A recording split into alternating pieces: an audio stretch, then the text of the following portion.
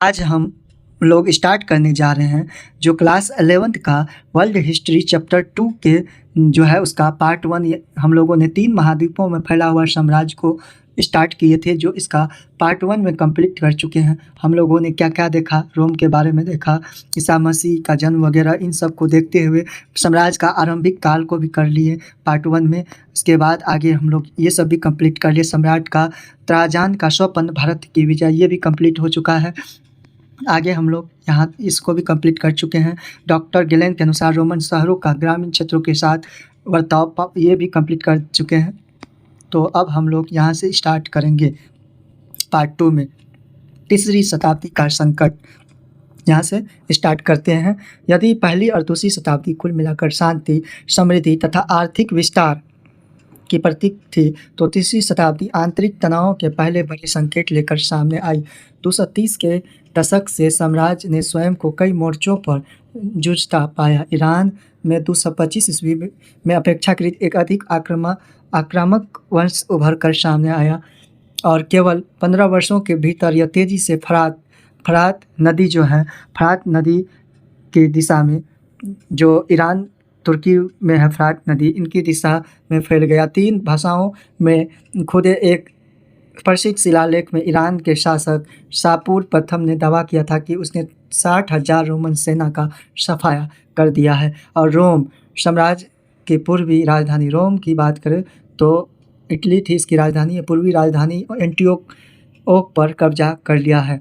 इस बीच कई जर्मन मूल की जनजातियों अथवा राज समुदायों ने राइन तथा डेन्यूब नदी की सीमाओं की ओर बढ़ना शुरू कर दिया।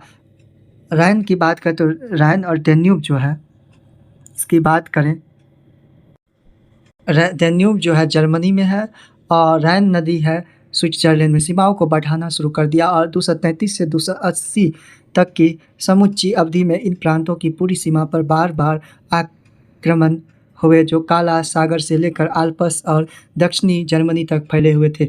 रोमवासियों को डेन्यूब से आगे का क्षेत्र छोड़ने के लिए मजबूर होना पड़ा, जबकि इस काल के सम्राट उन लोगों के विरुद्ध लगातार युद्ध करते रहे जिन्हें रोमवासी विदेशी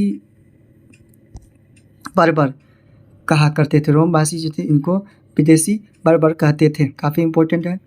तीसरी शताब्दी में थोड़े थोड़े अंतर के अनेक सम्राट, 47 वर्षों में 25 सम्राट शतासीन हुए, जो इस तथ्य का स्पष्ट सूचक है कि इस अवधि में साम्राज्य को बेहद तनाव की स्थिति से गुजरना पड़ा।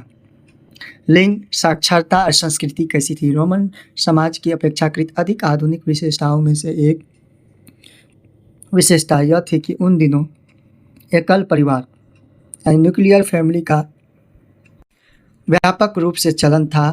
वयस्क पुत्र अपने पिता के परिवारों के साथ नहीं रहते थे और वयस्क भाई बहुत कम साझे परिवार में रहते थे।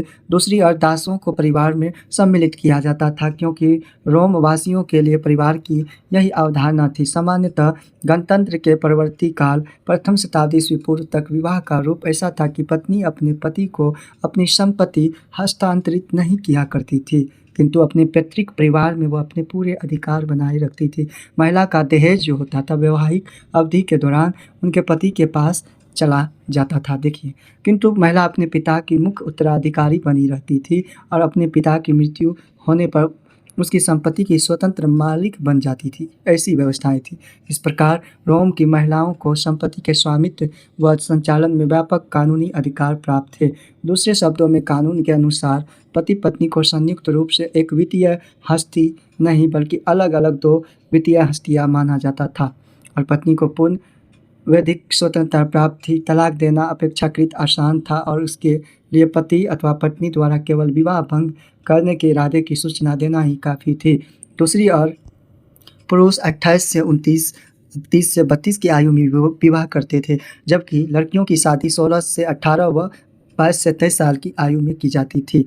इसलिए पति और पत्नी के बीच का आयु का अंतराल बना रहता था, डिफरेंट था। इससे असमानता को कुछ बढ़ावा मिला होगा।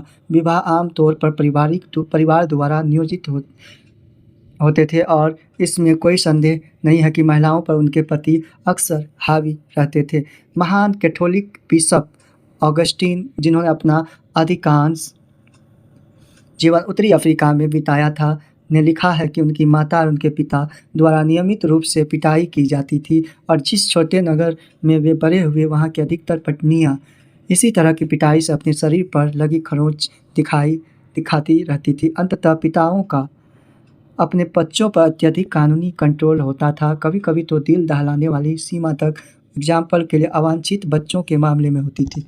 देख सकते हैं ये सेंट ऑगस्टिन जो है 354 से में जन्म और 430 तक रहा। 396 से उत्तरी अफ्रीका के हिप्पो नामक नगर के बिशप थे। चर्च के बौद्धिक इतिहास में उनका उच्चतम स्थान था। बिशप लोग ईसाई समुदाय कम्युनिटी में अत्यंत महत्वपूर्ण व्यक्ति माने जाते थे और अक्सर वे बहुत ही पावरफुल होते थे। मैं उन्हें जिंदा रखने या मार डालने तक कानूनी अधिकार प्राप्त था। ऐसी जानकारी मिलती है कि कभी-कभी पिता शिशुओं को मारने के लिए उन्हें ठंड में छोड़ देते थे। देख सकते हैं ऐसी व्यवस्थाएं थी। साक्षरता की स्थिति क्या थी? यह निश्चित है कि काम चलाऊ साक्षरता की दर साक्षरता पढ़ने और लिखने का दैनिक प्रयोग प्राय छोटे-मोटे संदर्भ में होता था। दर साम्राज्य के विभिन्न भागों में काफ़ी अलग-अलग थी। एग्जाम्पल के लिए पोम्पेई नगर में जो 79 ईस्वी में ज्वालामुखी फटने से दफन हो गया था, इस बात का ठोस प्रमाण मिलता है कि वह काम चलाऊ साक्षरता व्यापक रूप में विद्यमान थी। पोम्पेई की मुख्य गलतियों की दीवारों पर अंकित विज्ञापन और समूचे शहर में अभिलेखन पाए गए हैं। इसके विपरीत मिस्र में आज भी सैकड़ों पेपायरस बचे हुए हैं जिन पर अत्यधिक औपचारिक दस्तावेज जैसे कि संविदा पत्र आदि लिखे हुए हैं। ये दस्तावेज आमतौर पर व्यावसायिक लिपिकों द्वारा लिखे जाते थे। ये दस्तावेज अक्सर हमें यह बताते हैं कि अमुक व्यक्ति क और ख पढ़ या लिख नहीं सकता था। देख सकते हैं ऐसी स्थिति थी एजुकेशन का। किंतु यहाँ भी एजुकेशन निश्चित रूप से कुछ वर्गों के लोगों में अपेक्षाकृत अधिक व्यापक थी, जैसे कि सैनिकों, फौजी अफसरों और संपदा प्रबंधों में थी। रोमन साम्राज्य में सांस्कृतिक विविधता कई रूपों एवं स्तरों पर दिखाई देती है, जैसे धार्मिक समुदाय तथा स्थानीय देवी देवताओं की भरपूर विविधता, बोलचाल की अनेक भाषाएं, वेशभूषा की विविध शैलियाँ, तरह तरह के भोजन, सामाजिक संगठनों के रूप में जनजाति और अन्य, यहाँ तक कि उनकी बस्तियों के अनेक रूप, अरमाइक निकटवर्ती एवं कम से कम फरात के नदी के पश्चिम का प्रमुख भाषा समूह था। मिस्र में कॉप्टिक, उत्तरी अफ्रीका में प्यूनिक तथा बर्बर और स्पेन तथा उत्तर पश्चिमी में केल्टिक भाषा बोली जाती थी। ये सब भाषाएं थी, इसको अच्छी तरह से आप लोग देख लेंगे। परंतु इनमें बहुत सी भाषाएं सांस्कृतिक मौखिक थी। वे कम से कम तब तक मौखिक रही जब तक उनके लिए एक लिपि का आविष्कार नहीं किया गया। एग्जाम्पल के लिए अर्मीनियाई भाषा का लिखना। एडेसा में 25 कारी यानी दूसरी शताब्दी में सीरिया के इस अभिलेख से पता चलता है कि यहाँ जो लोग दिखाए गए हैं वे राजा अबगर की पत्नी तथा परिवार के मेंबर्स हैं। पोम्पेई एक मदिरा व्यापारी का भोजन कक्षा कमरे भोजन के मिथक पशु बनाए गए, देख सकते हैं। ठीक है। बहुत देर बाद 5वीं शताब्दी में शुरू हुआ, हालांकि 3री शताब्दी के मध्य तक बाइबिल का कॉप्टिक भाषा में अनुवाद हो चुका था। कई स्थानों पर लातिनी भाषा के प्रसार ने उन भाषाओं को लिखित रूप पर स्थान ग्रहण कर लिया जिनका पहले से ही व्यापक प्रसार था। ऐसा विशेष रूप से केल्टिक भाषा के साथ हुआ, जिसका लिखा जाना प्रथम शताब्दी के पश्चात बंद ही हो गया। आर्थिक विस्तार कैसे हुई? साम्राज्य में बंदरगाहों, खानों, खदानों, ईंट भट्टों, जैतून के तेल और फैक्ट्रियों आदि की संख्या काफ़ी अधिक थी, जिनसे उसका आर्थिक आधारभूत ढांचा काफ़ी मजबूत था। गेहूँ, अंगूरी, शराब तथा जैतून का तेल मुख्य व्यापारिक मदे भी जिनका अधिक मात्रा में उपयोग होता था। ये मुख्यतः स्पेन, गेलिक प्रांतों, उत्तरी अफ्रीका, मिस्र अपेक्षाकृत कम मात्रा में इटली से आती थी, जहां इन फसलों के लिए सर्वोत्तम कंडीशन उपलब्ध थी। शराब, जैतून का तेल तथा अन्य तरल पदार्थ की ढुलाई ऐसे मटकों या कंटेनरों में होती थी जिन्हें एम्फोरा कहते थे। इन मटकों के टूटे हुए टुकड़े बहुत बड़ी संख्या में अभी भी मौजूद है। उल्लेखनीय है कि रोम में मोटी टेस्टोक्यो स्थल पर 5 करोड़ से अधिक मटकों के अवशेष पाए गए हैं। पुरातत्वविद इन टुकड़ों को ठीक से जोड़कर इन कंटेनरों को फिर से सही रूप देने या पता लगाने में सफल हुए हैं कि इनमें क्या क्या ले जाया जाता था। इसके अलावा प्राप्त वस्तुओं की मिट्टी का भूमध्य सागरीय क्षेत्रों में उपलब्ध चिकनी मिट्टी के नमूने के साथ मिलान करके पुरातत्व विज्ञान में भूमध्य सागरीय की बात करें तो लगभग 21 देशों से सीमा करती है। इनमें इनके निर्माण स्थल के बारे में जानकारी देने में सफल हुए हैं। इस प्रकार हम सब अब इस विश्वास के साथ एक उदाहरण के रूप में कह सकते हैं कि स्पेन में जैतून का तेल निकालने का उद्यम 140 से 160 ईस्वी के वर्षों में अपने चरमोत्कर्ष पर था। इन दिनों स्पेन में उत्पादित जैतून का तेल मुख्य रूप से ऐसे कंटेनरों में ले जाया जाता था जिन्हें ड्रेसल 20 कहते थे। ठीक है, याद रखिएगा। इसका यह नाम हेनरिक ड्रेसल नामक पुरातत्वविद के नाम पर आधारित है, जिसने इस किस्म के कंटेनरों का रूप सुनिश्चित किया था। ड्रेसल 20 नामक कंटेनरों के अवशेष भूमध्य सागरीय मेडिटेरियन सी में क्षेत्र में अनेक उत्खनन स्थलों पर पाए गए, जिससे ऐसा प्रतीत होता है कि स्पेन के जैतून के तेल का व्यापक प्रसार था। ऐसे साक्ष्य भिन्न भिन्न प्रकार के एम्फोरा पात्रों के अवशेष और उनके देख सकते हैं। ये कंटेनर है ड्रेसल 20 जो इसमें जैतून का तेल वगैरह ले जाए। फ्रांस के दक्षिणी तट के फ्रांस पोतभंग पहली शताब्दी में एम्फोरा इटालवी में जीन पर फोर्डी झील के निकट के उत्पादन की मुहर लगी हुई है। के बल पर पुरातत्वविद यह बता सके कि स्पेन के जैतून के तेल के उत्पादन अपने इटालवी प्रतिद्वंदियों से तेल का बाजार छीनने में सफल हुए। ऐसा तभी संभव हुआ होगा जब स्पेन के उत्पादकों ने अपेक्षाकृत कम कीमतों पर बेहतर गुणवत्ता वाला तेल बेचा होगा। दूसरे शब्दों में भिन्न भिन्न प्रदेशों के जमींदार एवं उत्पादक अलग अलग वस्तुओं का बाजार हथियाने के लिए आपस में प्रतिस्पर्धा करते रहते थे। बाद में उत्तरी अफ्रीका के उत्पादकों ने स्पेन के जैतून के तेल और उत्पादकों जैसा महत्वपूर्ण स्थान प्राप्त कर लिया और तीसरी तथा चौथी शताब्दियों के अधिकांश भाग उनका उस क्षेत्र में बोलबाला रहा। फिर 425 ईस्वी के बाद पूर्व ने उत्तरी अफ्रीका के प्रभुत्व को तोड़ दिया।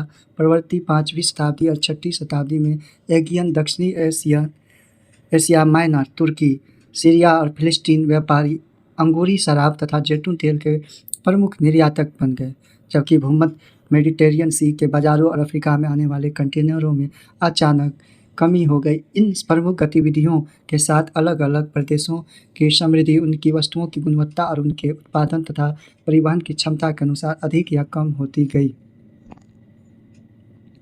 साम्राज्य के अंतर्गत ऐसे बहुत से क्षेत्र आते थे जो अपनी असाधारण उर्वरता के कारण बहुत प्रसिद्ध थे, जैसे इटली में कैम्पेनिया, सिसिली, मिस्र में फयूम, गैलिली, बायजेकियम, ट्यूनिसिया, दक्षिणी गोल जिसे गैलिया नार्बोसिस कहते थे तथा बाइटिका, दक्षिण स्पेन, एस्टेबो तथा प्लिनी जैसे लेखकों के अनुसार ये सभी प्रदेश साम्राज्य के घनी आबादी वाले हैं। सबसे धनी भागों में से कुछ थे। सबसे बढ़िया किस्म की अंगूरी शराब कैम्पेनिया से आती थी। सिसिली और बायजेकियम रोम को भारी मात्रा में गेहूं का निर्यात करते थे। गैलिली में गहन खेती की जाती थी। गेहूं जो होते थे रबी फसल के अंतर्गत होते थे।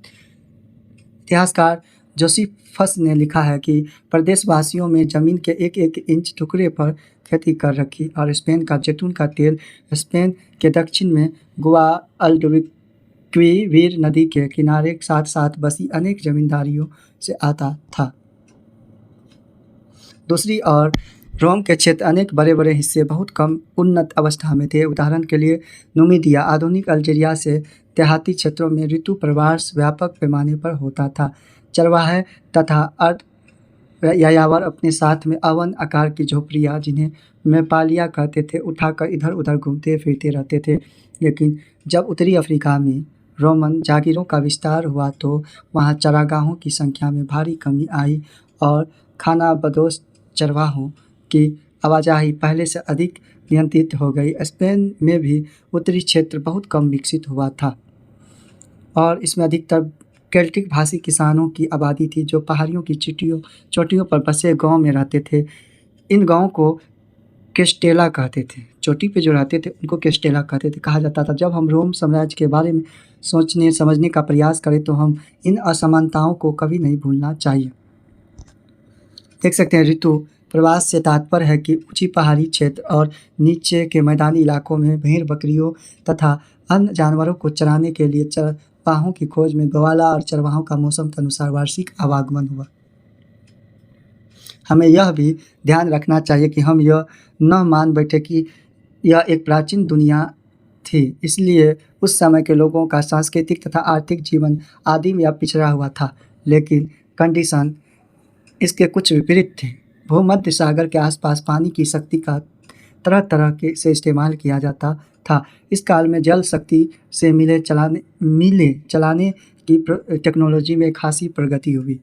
स्पेन की सोने से चांदी की खानों में जल शक्ति से खुदाई की जाती थी और पहली तथा दूसरी शताब्दियों में बड़े भारी उद्योग पैमाने पर इन खानों से खनिज निकाले जाते थे। इम्पोर्टेंट है।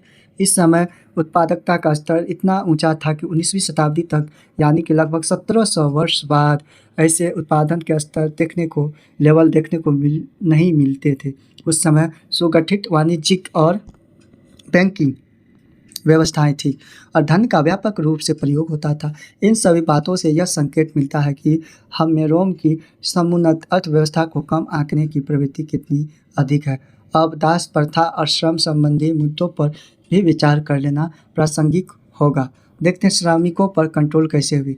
दासों के प्रति व्यवहार क्या था। कुछ ही समय बाद शहर के शासक ल्यूसियस पेडेनियस सेकंडस का उसके एक दास ने कत्ल कर दिया। कत्ल के पश्चात पुराने रिवाज के अनुसार यह आवश्यक था कि एक ही छत के नीचे रहने वाले प्रत्येक दास को फांसी दे दी जाए, परंतु बहुत के निर्दोष लोगों को बचाने के लिए भीड़ एकत्र हो गई और दंगे शुरू हो गए। सेनेट भवन को घेर लिया गया। हालांकि सेनेट भवन में अत्यधिक कठोरता का विरोध किया जा रहा था, परंतु अधिकांश सदस्यों ने परिवर्तन किए जाने का विरोध किया। जो सेनेट फांसी देने में के पक्ष में थे उनकी बात मानी गई, परंतु पत्थर और जलती हुई मसाले के लिए भारी भीड़ में इस आदेश को कार्यान्वित किए जाने से रोका।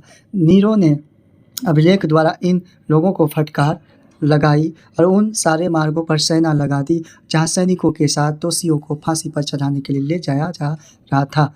देख सकते हैं।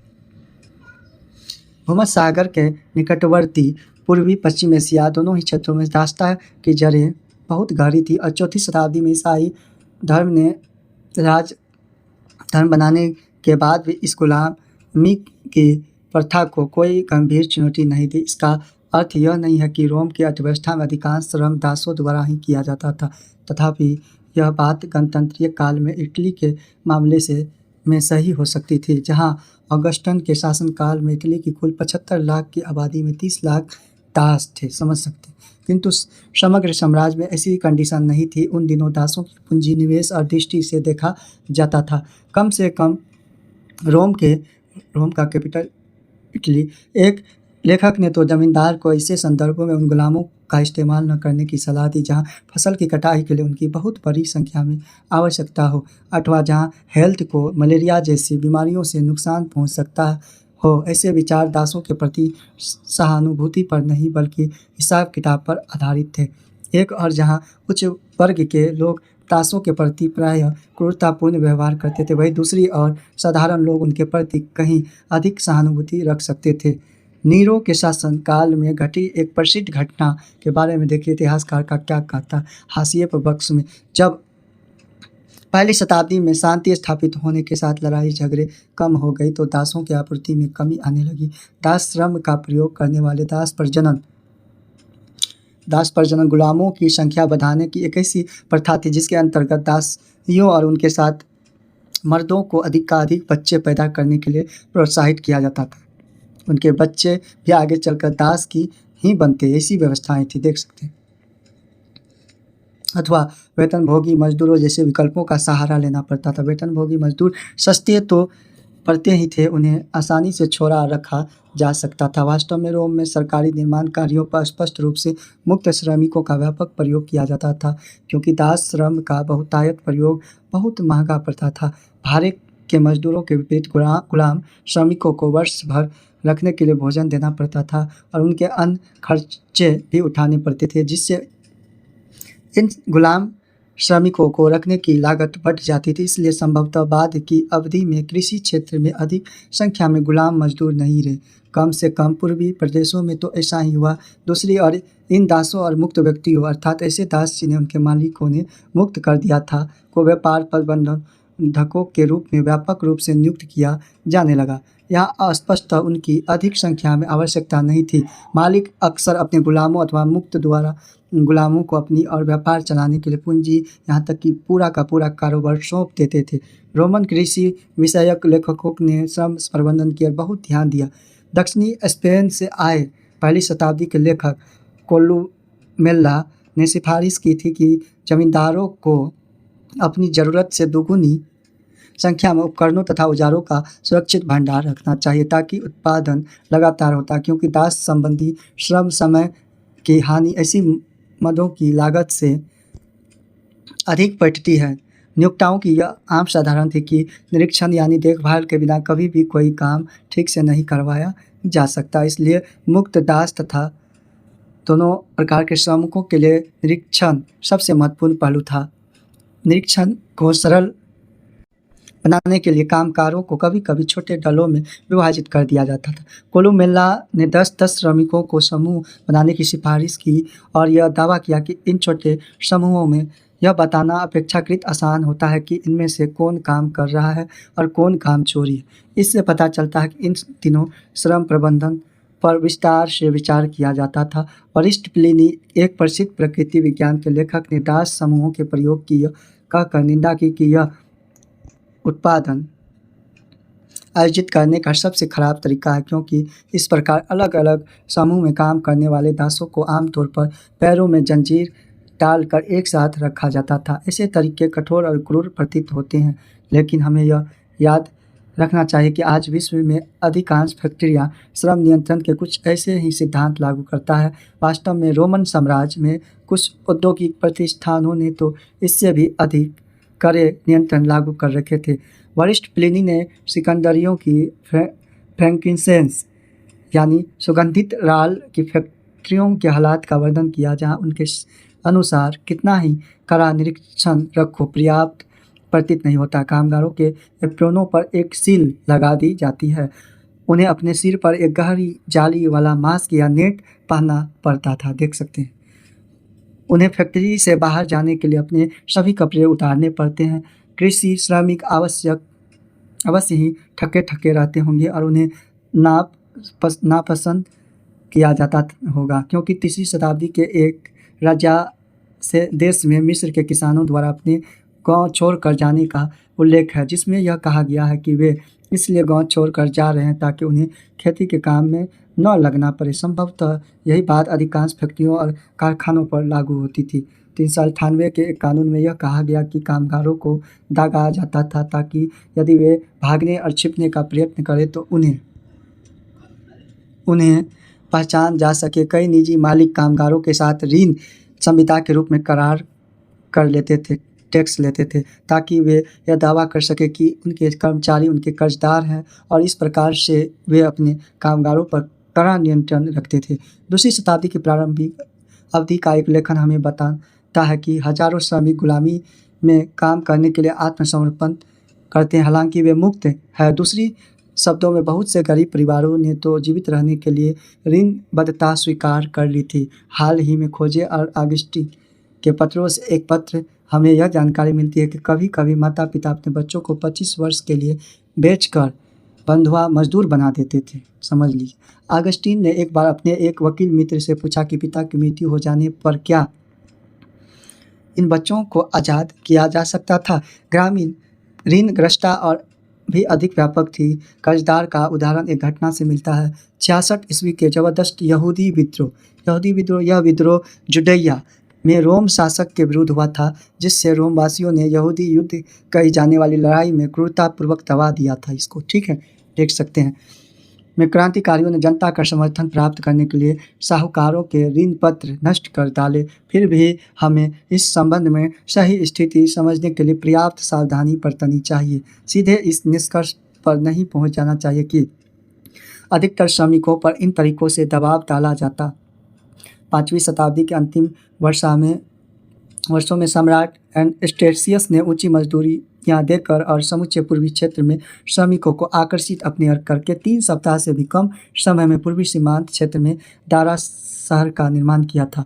कुछ दस्तावेजों जैसे पेपायरस का बहुवचन से हम यह अनुमान भी लगा सकते हैं कि 6वीं शताब्दी तक भूमध्य सागरीय क्षेत्र में विशेषकर पूर्वी भाग में वेतनभोगी श्रमिक कितने अधिक फैल गए थे। सामाजिक श्रेणियाँ क्या थी? आइए अब हम और अधिक ब्यौरे न देकर साम्राज्य की सामाजिक संरचनाओं की जानकारी प्राप्त करने का प्रयत्न करें। इतिहासकार टेसिटस ने प्रारंभिक साम्राज्य के प्रमुख सामाजिक समूहों का वर्णन इस प्रकार किया कि सीनेटर पेट्रेस शाब्दिक अर्थ पिता। पेट्रेस का क्या होता है? पिता अर्थ। अश्वारोही वर्ग के अश्वारोही क्या है? या नाइट वर्ग परंपरागत रूप से दूसरा सबसे अधिक शक्तिशाली और धनवान समूह था। मूल रूप से वे ऐसे परिवार थे जिनकी संपत्ति उन्हें घुड़सैना में भर्ती होने का औपचारिक योग्यता प्रदान करती थी, इसलिए इन्हें क्वाइट्स कहा जाता था, यानी अश्वारोही। सीनेटरों की तरह अधिकतर नाइट जमींदार होते थे, लेकिन सीनेटरों के विपरीत उनमें से कई लोग जहाज़ों के मालिक, व्यापारी और साहूकार बैंकर भी होते थे, यानी कि व्यापारिक क्रियाकलापों में संलग्न रहते थे। साम्राज्य अश्वारोही वर्ग के प्रमुख सदस्य जनता का सम्मानीय वर्ग जिनका संबंध महान घरानों से था। फुहर निम्नतर वर्ग यानी कमीनाकारू, जिसको ब्लेबस सोर्डिडा कहते, जो उनके अनुसार सर्कस और थिएटर तमाशे देखने के आदी थे। ये सब अंततः दास 3वीं शताब्दी के आरंभ वर्षों में सीनेट की सदस्य संख्या लगभग 10,000 1,000 थी और कुल सीनेटरों में लगभग आधे सीनेटर अभी भी इटालवी परिवार के थे। साम्राज्य के परिवर्ती काल में जो 4वीं शताब्दी के प्रारंभिक भाग में कॉन्स्टेंटाइल प्रथम शासन काल से आरंभ हुआ, टेसिटस द्वारा उल्लिखित पहले 2 समूह सीनेटर और नाइट अश्वारोही एकीकृत होकर एक विस्तृत अभिजात वर्ग बन चुके थे। इनके कुल परिवारों में से कम आधे परिवार अफ्रीकी पूर्वी मूल के थे। परवर्ती रोमन अभिजात वर्ग के अत्यधिक धनवान था, ठीक, किंतु कई तरीकों से विशुद्ध सैनिक सम्भ्रांत वर्ग से कम शक्तिशाली था, जिनकी पृष्ठभूमि अधिकतर अभिजात वर्गीय नहीं थी। मध्यम वर्गों में अब नौकरशाही और सेना की सेवा से जुड़े आम लोग शामिल थे, किंतु इसमें अपेक्षाकृत अधिक समृद्ध सौदागर और किसान भी शामिल थे, जिनमें बहुत से लोग पूर्वी प्रांतों में के निवासी थे। टेसिटस ने इस सम्मानीय मध्यम वर्ग का महान सीनेट गृहों के आश्रितों यानी क्लाइंट्स के रूप में वर्णन किया। मुख्य रूप से सरकारी सेवा और राज पर निर्भरता ही इन मध्यम वर्गीय परिवारों का भरण पोषण करती थी।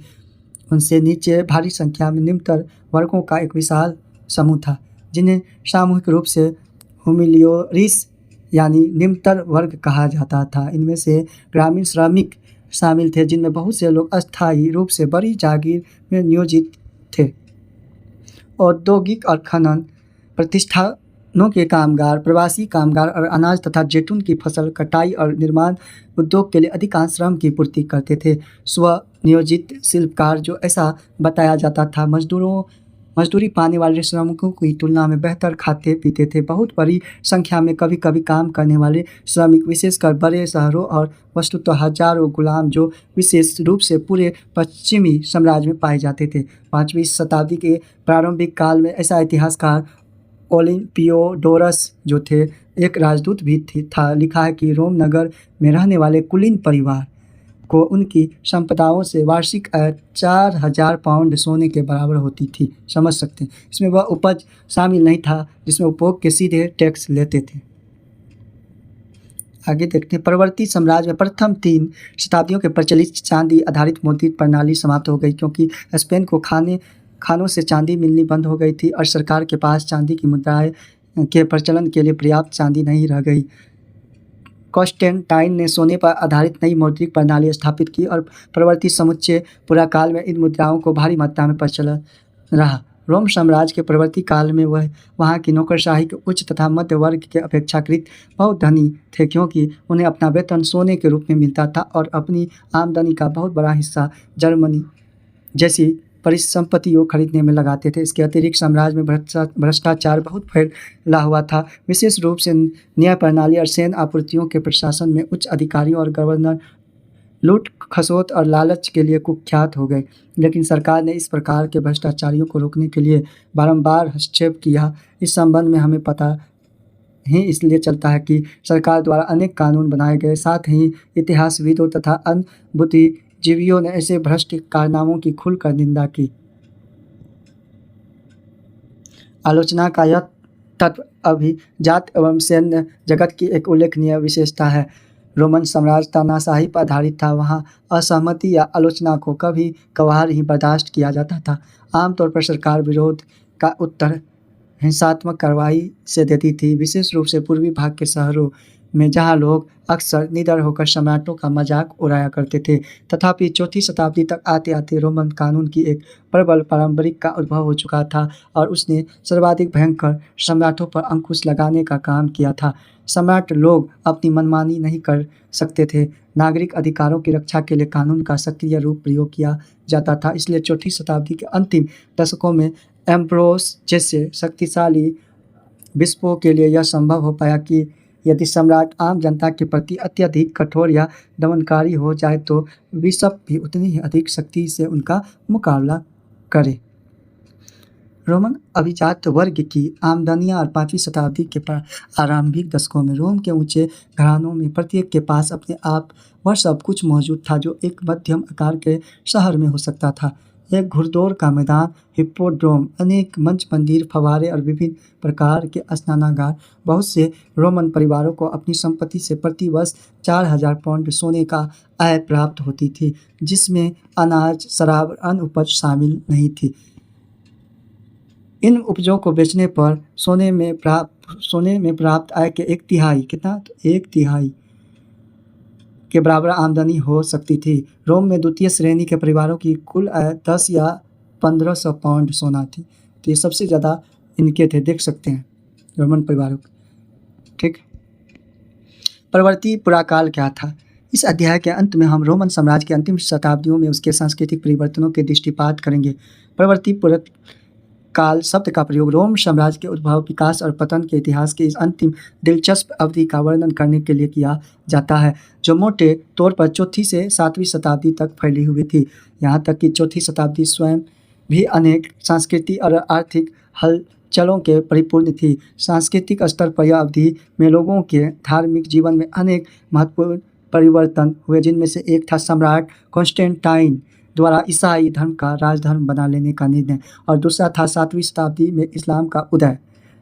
ठीक है, लेकिन राज्य में ढांचे में भी उतनी ही महत्वपूर्ण परिवर्तन हुए। ये परिवर्तन सम्राट डायक्लेशियन 284 से 305 के समय में से प्रारंभ हुए। सम्राट डायक्लेशियन ने देखा कि साम्राज्य का विस्तार बहुत ज़्यादा हो चुका है और उसके अनेक प्रदेशों का सामरिक या आर्थिक दृष्टि से कोई महत्व नहीं है। इसलिए उसने इन हितों को छोड़कर साम्राज्य को छोटा बना लिया। उसने साम्राज्य की सीमाओं पर किले बनवा दिए, प्रांतों का पुनर्गठन किया, असैनिक कार्यों को सैनिक कार्यों से अलग कर दिया गया, यानी सैनिक का जो काम नहीं था वो काम को सैनिक से अलग कर दिया। साथ ही उसने सेनापतियों और अधिक स्वायत्तता प्रदान कर दी, जिससे सैन्य अधिकारी अधिक शक्तिशाली समूह के रूप में उभर आए। कॉन्स्टेंटाइन ने इनमें से कुछ परिवर्तनों को पुख्ता बनाया और अपनी ओर से कुछ परिवर्तन किए। इसके द्वारा मुख्य रूप से मौद्रिक क्षेत्र में कुछ नए परिवर्तन के लिए गए। उसने सॉलिडस नाम का एक नया सिक्का चलाया जो 4.5 ग्राम शुद्ध प्योर सोना बना हुआ था। इसका सिक्का रोम साम्राज्य समाप्त होने के बाद भी चलता रहा। ये सॉलिडस सिक्के बहुत बड़े पैमाने पर ढाले जाते थे और लाखों करोड़ों की संख्या में चलन थे। कॉन्स्टेंटाइन का एक अन्य नवाचार था दूसरी राजधानी कुश्तुनिया की बात करें तो तुर्की का एक प्रसिद्ध नगर है जो बास्फोरस जल संधि और मारमारा सागर के संगम पे स्थित है। ठीक है, का निर्माण, जहाँ तुर्की में आजकल इस्तांबुल नगर बसा हुआ, पहले इसे बाइजेंटाइन कहा जाता था। ठीक है, कुश्तुनिया का यह नई राजधानी 3 और समुद्री से घिरी हुई थी। चूँकि नई राजधानी के लिए नई सेनेट के रूप में जरूरत थी, इसलिए चौथी शताब्दी में शासक वर्गों का बड़ी तेजी से विस्तार हुआ। मौद्रिक स्थायित्व और बढ़ती हुई जनसंख्या के कारण आर्थिक विकास में तेजी आई। पुरातत्वीय अभिलेखों से पता चलता है कि औद्योगिक प्रतिष्ठानों सहित ग्रामीण उद्योग धंधों में व्यापार के विकास में पर्याप्त मात्रा में पूंजी लगाई गई। इनमें तेल की मिलें और शीशे के कारखाने, पेंच की प्रेसें तथा तरह तरह की पानी मिलें जैसी नई प्रौद्योगिकियां महत्वपूर्ण है। धन का अच्छा खासा निवेश पूर्व के देशों के साथ लंबी दूरी व्यापार में किया गया, जिससे व्यापार का पुनरुत्थान हुआ।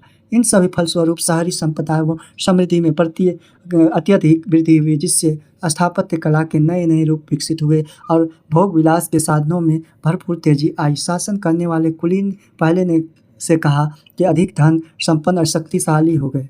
मिस्र में परवर्ती शताब्दियों के पेपायरस पौधे के पत्ते पर लिखे हुए सैकड़ों दस्तावेज मिले, जिनसे यह पता चलता है कि तत्कालीन समाज अपेक्षाकृत अधिक खुशहाल था।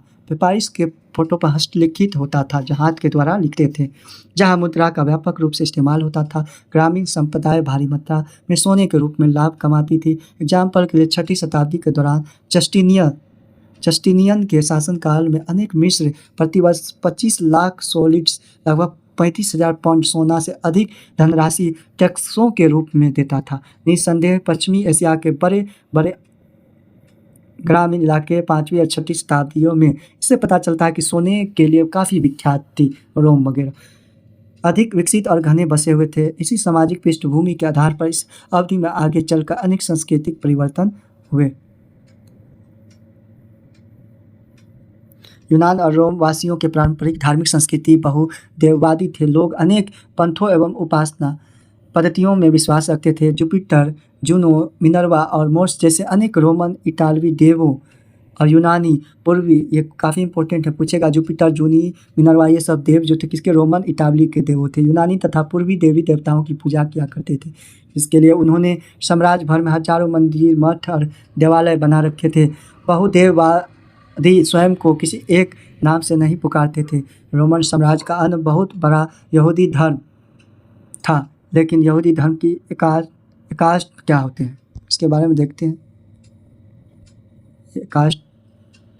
कास्ट इसका तात्पर्य है कि बड़ी चट्टान का टुकड़ा होता, परंतु इसका प्रयोग यहाँ पर मानव इकाइयों के लिए किया जाता है। जब हम कहते हैं कि समाज अथवा संस्कृति कास्ट है, तो उसका अर्थ है कि उसमें विविधता की कमी है और उनमें आंतरिक एक रूपता है। ठीक है, विविधताहीन नहीं था। अर्थात परवर्ती प्राकाल में यहूदी धर्म में अनेक विविधताएं मौजूद थी। अतः 4ठी या 5वीं शताब्दी में साम्राज्य का ईसाईकरण का मतलब क्या है? ईसाईकरण उस प्रक्रिया को कहते हैं जिसके द्वारा ईसाई धर्म भिन्न भिन्न जन समूहों के बीच फैलाया गया और वहाँ का प्रमुख धर्म बना दिया गया। ठीक है, एक क्रमिक एवं जटिल प्रक्रिया के रूप में हुआ। बहुदेववाद विशेष रूप से पश्चिमी प्रांतों में आसानी से तुरंत गायब नहीं हुआ। हालांकि ईसाई धर्म प्रचारक वहाँ प्रचलित बहुदेववादी मतांतरों और धार्मिक रीति रिवाजों का लगातार विरोध करते रहे।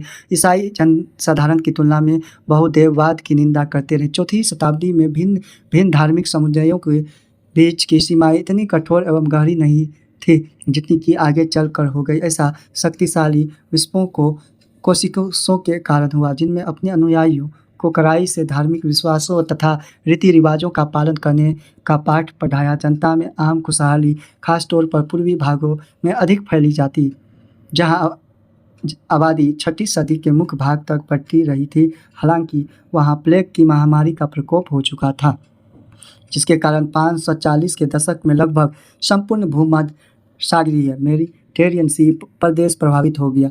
भूमध्य सागरीय लगभग 21 देशों से सीमा करती है, सजग हो गया। और इसके विपरीत पश्चिम में साम्राज्य राजनीतिक दृष्टि से विखंडित हो गया, क्योंकि उत्तर से आने वाले जर्मन मूल समूह के गोठ, वेंडल, लोबार्ड आदि सभी बड़े प्रांतों को अपने कब्जे में ले लिया था और अपने राज स्थापित कर लिए थे, जिन्हें रोमोटर राज कहा जा सकता था। इनमें सबसे महत्वपूर्ण राज थे स्पेन में विसिगोथों का राज, जिसे अरबों ने 711 से 720 के बीच नष्ट कर दिया।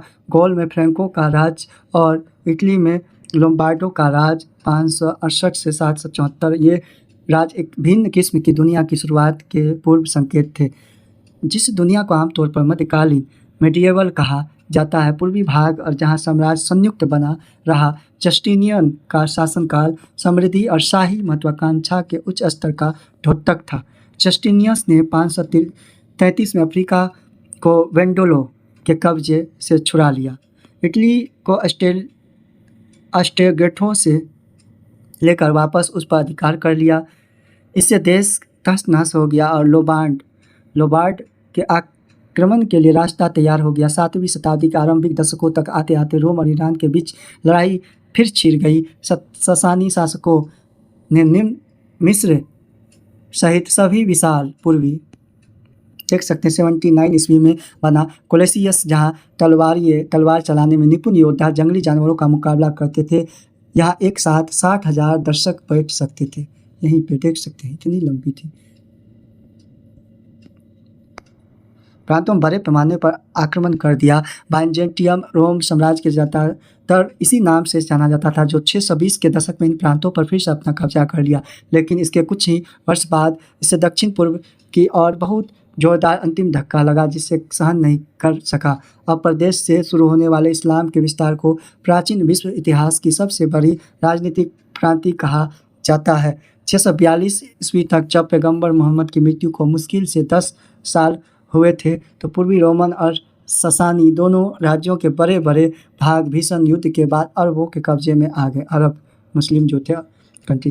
किंतु हमें यह बात ध्यान में रखनी चाहिए कि उभरते हुए इस्लामी राज्य को जीते या एक शताब्दी बाद अंतर स्पेन, सिंध और मध्य एशिया के एक तक फैल गई। अरब जनजातियों को ही पराजित करने से हुई। अरब से शुरू होकर ये जीते सीरियाई रेगिस्तान तथा इराक की सरहदों तक पश्चिमी, जिसके पश्चात मुस्लिम सेनाएं दूर दूर तक गई, जैसा कि हम अगले विषय 4 में देखेंगे। अरब प्रायद्वीप और वहाँ रहने वाले अनेक जनजातियों के एकीकरण के कारण इस्लाम धर्म का क्षेत्रीय विस्तार होते गया। अब हम लोग देख सकते हैं ये देख सकते हैं काला सागर यूक्रेन, रूस, तुर्की, जॉर्जिया इन सब देशों के साथ सीमा साझा करती है। भूमध्य सागर लगभग 21 देशों के साथ सीमा साझा करती है। लाल सागर की बात करें तो लाल सागर मिस्र, सूडान देशों के साथ देखते हैं, मदीना, ये सब जितना भी है साथ करती है। कैस्पियन सागर की बात करते हैं, यह जो है काकेकस पर्वत के पूर्व में रूस, कजाकिस्तान इन सब को अलग करती है। ठीक है, इस तरह से आप लोग देख सकते हैं। अरब सागर भी है। अब हम लोग घटनाएं को देखेंगे। 26 ईस्वी से पूर्व से 14 ईस्वी तक को अगस्टन प्रथम रोम सम्राट जो था 27 ईस्वी पूर्व ऑक्टेवियन द्वारा स्थापित प्रिंसिपेट वह अब अपने आप को अगस्टन कहने लगा था, वही थे। लगभग 24 से 79 ईस्वी के बीच जो थे वरिष्ठ प्लिनी का जीवन। विसुवियस नामक ज्वालामुखी के फटने से उसकी मृत्यु। विसुवियस में रोमन नगर पेम्पोई को भी अपने लार्वे में दफन कर लिया। 66 से 70 ईस्वी के बीच के विशाल यहूदी विद्रोह और रोमन सेनाओं का जेरूसलम पर कब्जा। फिर लगभग 115 ईस्वी में त्राजान की पूर्व में विजयों के बाद रोमन साम्राज्य का अधिकतम विस्तार। 212 ईस्वी में साम्राज्य के सभी मुक्त निवासियों को रोमन नागरिक का दर्जा दे दिया गया।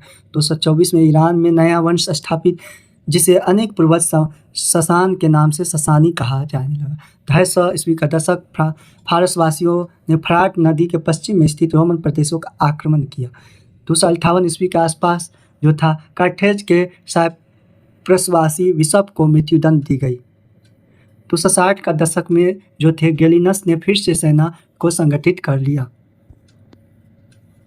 फिर 273 ईस्वी में ईरान के शापुरुष प्रथम का शासक जो था पामायरा का कारवा नगर रोमवासियों द्वारा नष्ट किया गया। 297 में डायक्लोसियन ने 100 प्रांतों में साम्राज्य का पुनर्गठन किया।